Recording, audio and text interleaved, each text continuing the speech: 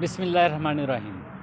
जी आजकल जो है पाकिस्तान चूँकि एक ज़रई मुल्क है, 70% जो इन्हिसार है पाकिस्तान का वो ज़राअत के ऊपर है।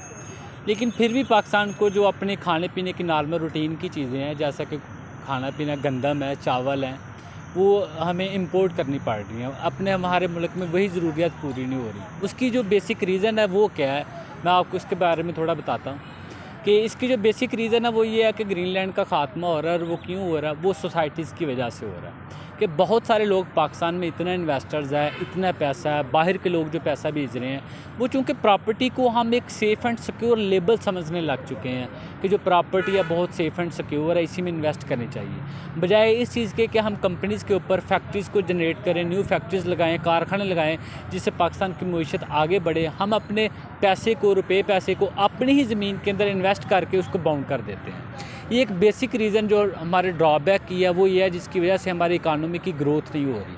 अब सोसाइटीज़ में भी बहुत सारे लोगों के साथ फ्रॉड हो जाता है। बहुत सारे लोग, पाकिस्तान के कितने ऐसे लोग हैं जो बिलो द पॉवर्टी लाइन है। अब बिलो द पॉवर्टी लाइन उनका एक ही ख्वाब होता है कि उनका घर अपना हो, चाहे वो कोई गवर्नमेंट एम्प्लॉय है, उसे ग्रेजुटी मिलती है, वो क्या चाहता है, वो यही चाहता है कि उसको एक घर मिल जाए।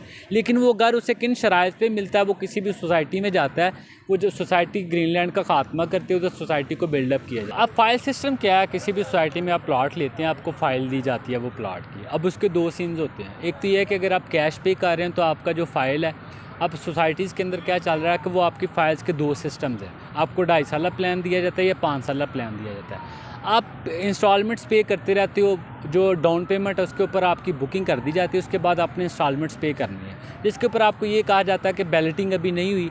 2 से 3 साल के बाद जब आपकी 50 to 60% या 70% जो आपकी पेमेंट है वो क्लियर होगी, उसके बाद बैलेटिंग होगी। अब बैलेटिंग क्या है कि उसके बाद आपको पता चलेगा कि आपका प्लॉट कहाँ पे है, किस जगह पे है, उसकी लोकेशन क्या है, उसका नंबर क्या है। आपके पास जस्ट एक फ़ाइल नंबर है, कुछ भी नहीं है। ऐसे बहुत से लोगों के साथ फ्रॉड हो चुके हैं, जिस तरह पाक अरब के अंदर फ्रॉड हुआ था, उनको नैब ने अरेस्ट किया, लोगों के पैसे कुछ रिकवर हुए, कुछ नहीं रिकवर हुए।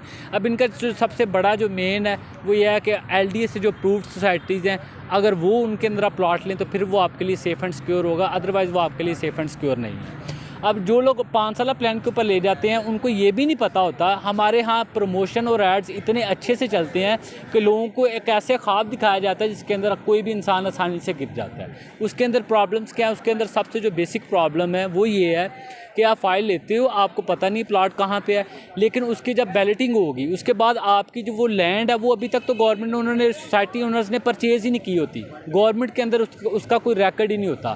तो ये एक बहुत बड़ा जो है फ्लॉप होता है, बहुत बड़ा ड्रॉबैक होता है उस कस्टमर के लिए, अगर जिस बंदे ने अपना घर बनाना है, जिसने अपनी सारी ज़िंदगी की जमा पूंजी जो है वो उनको देनी है। वो इंस्टॉलमेंट्स पे करता रहता है, लेकिन उसको प्लॉट का कोई पता नहीं होता। प्लॉट मिल भी जाता है तो जब वो लोकेशन आती है जो सोसाइटी की मेन, जिसके अंदर वो सारी चीज़ें हैं, जो आपकी मार्केट है या जो आपकी फ्रंट एलोकेशन है, वो पहले 30 एकड़ छोड़ के आपको समझ ले कि कुछ 3 किलोमीटर पीछे जाके जगह मिलती है, जो कि लोगों को ये लगता है कि प्रॉपर्टी में इस तरह से मिलती है। जी थैंक यू।